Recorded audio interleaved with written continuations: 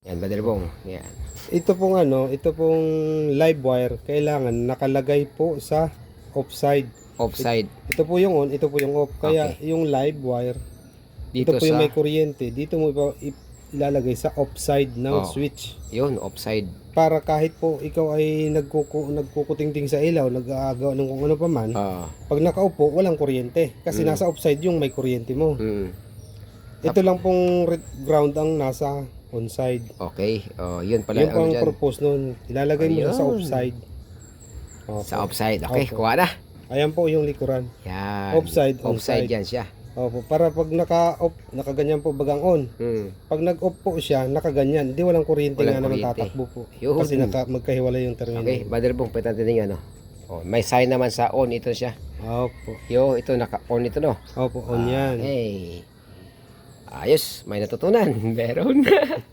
Grabe, thank you, Brother Bong, ha.